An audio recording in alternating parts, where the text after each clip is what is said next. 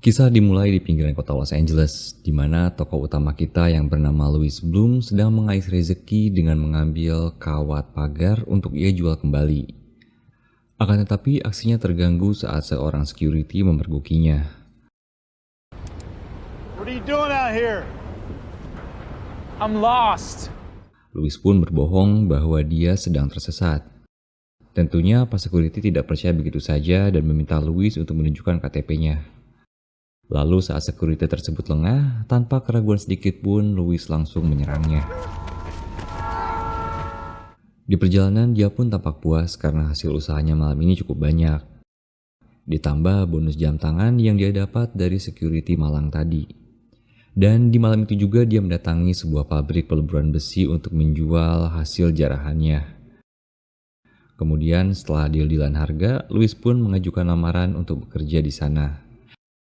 Dan meskipun Louis adalah seorang layap besi, dia memiliki kemampuan berkomunikasi dan tata bahasa yang sangat bagus. Akan tetapi dengan singkat, padat dan jelas, kepala pabrik mengatakan bahwa dia tidak mau mempekerjakan seorang pencuri seperti Louis. I'm not hiring a thief. Di perjalanan pulang, dia melihat ada sebuah kecelakaan mobil. Lalu karena penasaran, dia pun menepi untuk melihat lebih dekat.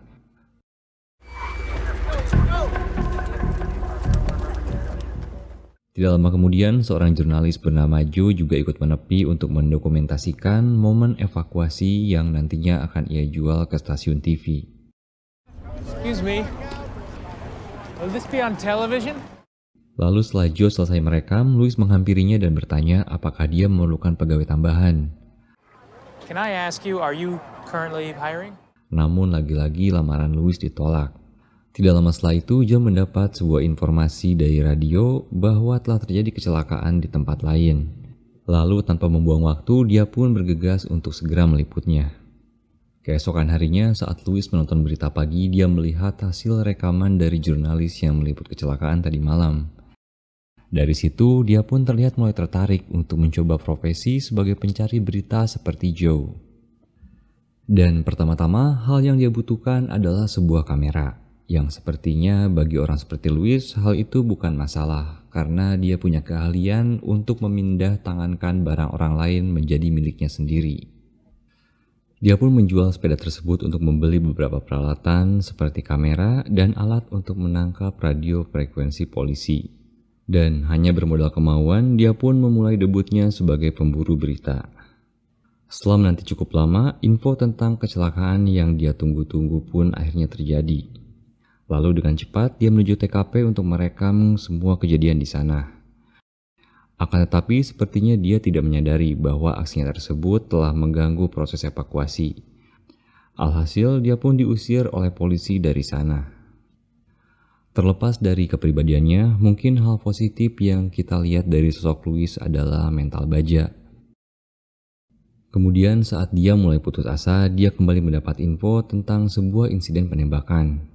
Dia pun segera bergegas, namun di sana ternyata sudah ada jurnalis lain yang datang duluan. Lalu karena ingin mendapatkan gambar yang lebih bagus, dia pun nekat mengambil gambar secara lebih dekat yang akhirnya malah membuatnya dan juga jurnalis lain diusir dari TKP. You get back too. 100 feet. Meskipun bisa dibilang gagal, dari sana Louis mempelajari hal baru, seperti cara pengambilan sudut yang pas dan ke stasiun TV mana dia bisa menjual hasil rekamannya. Dia pun mendatangi stasiun TV bernama KWLA untuk menjual rekamannya.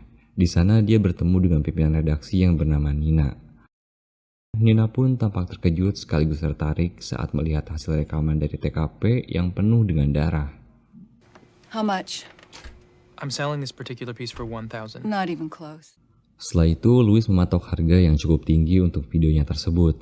Di sana mereka pun saling tawar-menawar sampai akhirnya Louis setuju untuk menjual rekamannya seharga $250. Kemudian sebelum berpisah, Nina memuji hasil rekamannya dan menyarankannya untuk membeli kamera yang lebih bagus agar hasil rekamannya juga lebih baik. Mendengar pujian itu, Louis pun tampak lebih termotivasi dan memutuskan mencari asisten untuk membantunya berburu berita. I'm Louis Bloom. Louis, sit down. Esoknya dia pun menginterview seorang pemuda bernama Rick. Lalu setelah mengetahui pemuda tersebut sedang putus asa, dia pun menerimanya dengan upah harian yang sangat kecil. Thank you. Dan di hari itu juga, Louis langsung mengajak Rick untuk menghafalkan kode-kode radio polisi dan navigasi agar mereka bisa cepat datang ke lokasi. Dan setelah cukup lama menunggu, mereka pun akhirnya mendengar sebuah laporan insiden. Louis pun segera tancap gas ke lokasi. Namun Rick yang masih gugup salah memberikan petunjuk sehingga membuat mereka terlambat sampai di lokasi.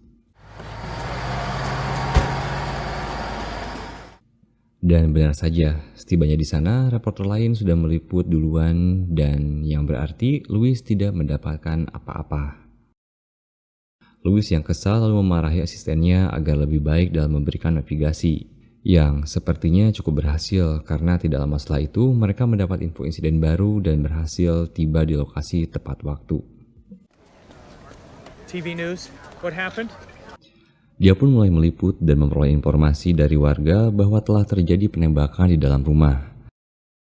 Namun karena merasa belum menemukan dokumentasi yang bagus, dia pun nekat menyelinap masuk ke TKP. Di dalam dia mulai merekam kondisi rumah dan melihat lubang bekas peluru di kulkas. Lalu untuk mendapatkan dokumentasi yang menarik, dia pun menata foto keluarga korban ke dekat lubang peluru agar terlihat lebih dramatis. Oh, that's fantastic. Oh, that's a great piece of tape. Setelah itu, dia pun langsung menunjukkan hasilnya ke Nina yang sepertinya sangat menyukai dokumentasinya tersebut. Akan tetapi, rekannya yang bernama Teddy tidak sependapat dengan Nina, karena menurutnya rekaman tersebut diambil dari TKP secara diam-diam tanpa izin. Meskipun demikian, Nina tampaknya tidak peduli pada concern rekannya dan kembali memuji hasil kerja Louis. Satu hal lagi yang kita lihat dari Louis adalah meskipun dia tidak menempuh pendidikan secara formal, dia terus belajar dari internet yang membuatnya sangat pandai dalam perencanaan bisnis dan skill negosiasi. Hari demi hari Louis mengumpulkan rekaman berbagai insiden dan akhirnya memiliki uang yang cukup untuk membeli mobil baru agar bisa lebih cepat tiba di lokasi. TV news. What happened? Dan hal itu terbukti saat mereka tiba di lokasi sebelum polisi atau reporter lain tiba. Hal ini pun dimanfaatkannya untuk mendapatkan liputan eksklusif.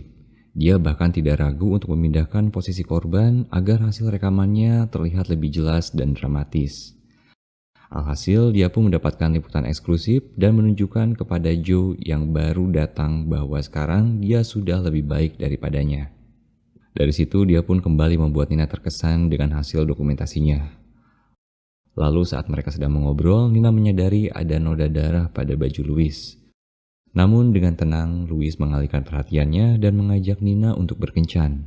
Nina pun menolaknya karena dia ingin menjaga profesionalisme, ditambah dirinya lebih tua daripada Louis. Hey, Lou! Keesokan harinya, dia dihampiri oleh Joe yang telah menginspirasinya dulu. Dia pun mengajak Louis untuk bekerja sama dengan iming-iming peralatan yang lebih canggih hingga koneksi dengan pihak kepolisian. Namun Louis tidak bodoh. Dia menyadari bahwa sebenarnya Joe takut karena sekarang hasil rekaman Louis lebih bagus daripada dirinya. Dan seakan membalas perlakuan Joe sebelumnya, Louis pun menekankan bahwa dirinya sudah berhasil membangun bisnis beritanya sendiri dan sangat-sangat tidak berminat dengan tawaran Joe.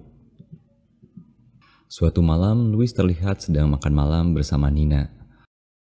Wanita itu pun meyakinkan Louis bahwa dia hanya datang untuk menjalin hubungan kerja yang baik. Namun lagi-lagi Louis mengajaknya untuk berkencan dan kembali ditolak oleh Nina atas dasar profesionalisme. Akhirnya dia pun mengancam Nina bahwa dia akan menjual semua rekamannya ke stasiun TV lain jika Nina terus menolak perasaannya. Where are you going with this? Dia juga menekankan bahwa tanpa dirinya, rating acara TV-nya akan turun drastis dan Nina akan kehilangan pekerjaannya. You want something, and I want you. Adegan lalu beralih di mana Louis sedang meliput sebuah insiden kecelakaan pesawat. Namun kali ini dia terlambat datang dan Joe sudah merekam semuanya. Pria itu pun menyombongkan hasil rekamannya dan mengolok-olok Louis yang tempo hari menolak ajakan kerjasamanya. Di stasiun TV, Nina pun marah besar karena Louis tidak mendapatkan rekaman tentang insiden kecelakaan pesawat tersebut. Apalagi insiden tersebut adalah kejadian luar biasa yang akan menjadi topik utama di semua stasiun berita. Setibanya di rumah, dia pun meluapkan emosinya. Dan karena tidak terima atas kegagalannya itu, Louis akhirnya memutuskan untuk menyingkirkan saingannya dengan menyabotase mobil Joe. Dan saat Louis mendengar info tentang kecelakaan sebuah mobil van, dia pun langsung menuju ke lokasi karena dia tahu persis bahwa itu adalah kecelakaan mobil rivalnya. Setibanya di lokasi, dia pun mulai merekam dengan sangat fokus seakan-akan menikmati musibah yang menimpa rekan sejawatnya tersebut. Di sisi lain, Rick meminta Louis agar tidak merekamnya karena bagaimanapun juga Joe adalah teman seprofesi mereka. Namun Louis menghiraukannya dan terus merekam Joe yang sedang sekarat sambil menatapnya dengan dingin. Seakan-akan memberikan pesan kepada Joe agar jangan main-main dengannya. Malam itu sepertinya malam yang sibuk bagi Louis dan juga Rick. Karena tidak lama berselang mereka mendengar laporan perampokan di sebuah rumah mewah yang ternyata tidak jauh dari lokasi. Tidak lama kemudian mereka pun tiba di lokasi yang dimana belum ada satupun polisi yang tiba. Louis pun tidak menyia-nyiakan kesempatan itu dan menyelinap masuk ke dalam. Namun di luar dugaan, dia mendengar suara senjata yang berarti para perampok masih ada di dalam rumah. Dia pun segera bersembunyi sambil merekam aksi tersebut dan berhasil merekam wajah pelaku serta plat mobil mereka. Lalu setelah para pelaku pergi, Louis pun menyelinap ke dalam untuk mendokumentasikan suasana dan juga kondisi para penghuni rumah. Kemudian setelah dia merasa puas, dia pun langsung bergegas meninggalkan lokasi.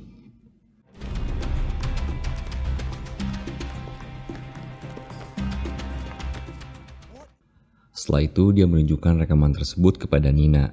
Di sana salah satu rekannya kembali menentang Nina agar tidak menyiarkannya. Karena menurutnya rekaman tersebut dianggap telah melanggar kode etik. Namun seperti terpengaruh oleh Louis, sekarang Nina hanya peduli pada rating dan tetap menampilkan rekaman tersebut dengan mensensor wajah dan alamat kejadian.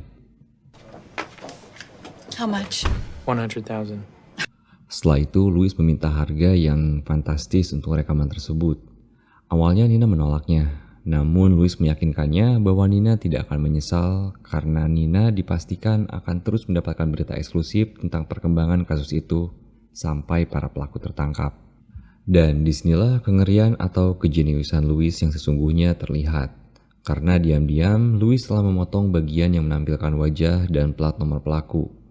Hal ini dia lakukan agar kasus ini tidak cepat selesai dan dia bisa mengatur skenario kapan penangkapan para pelaku terjadi. 15,000 isn't all that I want. Akhirnya setelah proses nego harga selesai, Louis setuju untuk memberikan diskon dengan catatan mulai saat ini dia ingin stasiun TV Nina menyebutkan nama perusahaan milik Louis. Name of my company is Video Production News. Dia juga meminta Nina untuk mengenalkannya kepada jajaran manajer dan sutradara di sana untuk memperluas koneksinya. Dan terakhir, dia meminta Nina untuk tidur bersamanya. And the last thing that I want, Nina, is for you to do the things that I ask you to do when we're alone together in your apartment. Keesokan harinya, Louis pun diperkenalkan kepada para kru dan atasan Nina. Dan dia pun tampak puas saat melihat membaca berita menyebutkan nama perusahaannya. Beberapa hari setelah penayangan berita tersebut, Louis didatangi oleh polisi bernama Detektif Frontier dan rekannya Detektif Lieberman. We were in Granada Hills last night. Yes, that's right. Adapun tujuan mereka ke sana adalah untuk menggali informasi atas kasus penembakan di kawasan elit tempo hari. Mengingat Louis adalah orang pertama yang tiba di sana. Louis pun menceritakan kronologis versinya sendiri, yang mana dia masuk ke rumah karena mendengar alarm rumah tersebut berbunyi dan hanya berniat untuk membantu para korban. Lalu saat detektif bertanya tentang ciri-ciri pelaku, Louis mengaku tidak sempat merekam wajah pelaku karena ketakutan. I couldn't see. What were they driving? An SUV. Dark colored. Kemudian sebagai bukti, dia pun memberikan rekaman yang telah dia edit sebelumnya. Lalu malamnya ditemani oleh Rick, sambil mengamati aktivitas pelaku, dia menceritakan rencananya untuk membuntuti para pelaku tersebut dan melaporkan lokasi mereka ke polisi agar bisa mendapat liputan eksklusif saat penangkapan berlangsung. Dan karena rencana itu terlalu beresiko, Rick pun menuntut kenaikan upah dan mengancam akan mengadukan Louis ke polisi jika dia tidak menyanggupinya. Okay, I want more money. A lot more. Louis pun akhirnya menyanggupi kenaikan upah Rick dari 30 menjadi $75 yang sebenarnya jumlah itu masih sangat murah di mata Louis. Kemudian setelah mengintai beberapa saat, mereka melihat para pelaku pergi ke suatu tempat. Mereka pun mengikutinya dari belakang sampai akhirnya mereka memasuki sebuah restoran. Louis kemudian menghubungi polisi untuk melaporkan bahwa dia secara kebetulan melihat pelaku perampokan rumah sebelumnya dan memberitahu polisi di mana mereka sekarang. One's big, very much on the heavy side, and the other's face is scratched. He has scratches on his face. Lalu sambil menunggu polisi tiba, dia membagi tugas dengan Rick untuk merekam dari sudut jalan, sementara dirinya sendiri merekam dari dalam mobil. Rick pun menolak karena bagiannya terlalu berbahaya. Namun sekali lagi, Louis berhasil mengintimidasinya untuk menuruti perintahnya. Di sini kita kembali diperlihatkan sisi lain Louis yang sama sekali tidak memiliki empati. Demi mengejar rating, dia sengaja memilih tempat umum di mana banyak orang tidak bersalah akan terlibat saat baku tembak berlangsung.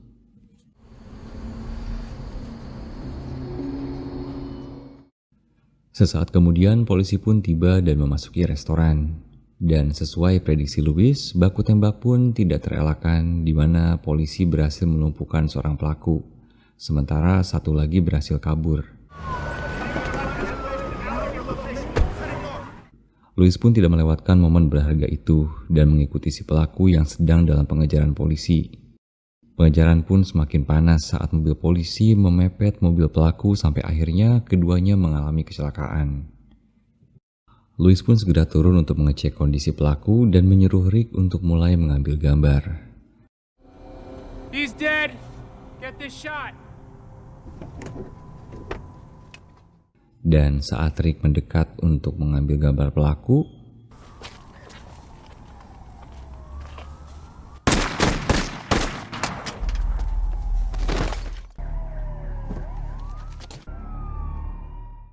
ternyata Louis sengaja menipu Rick dengan mengatakan bahwa pelaku tersebut sudah meninggal dan mengorbankan Rick demi mendapatkan hasil rekaman yang sangat dramatis. Setelah itu si pelaku mencoba melarikan diri, namun berhasil dilumpuhkan oleh polisi yang baru datang. Kemudian tanpa rasa iba sedikit pun, Louis mengabadikan momen Rick yang sedang sekarat. You're crazy. You're crazy. Ternyata semua ini direncanakan Louis karena asistennya tersebut sudah berani menentang perintahnya dan bahkan memeras Louis dengan mengadukannya ke polisi.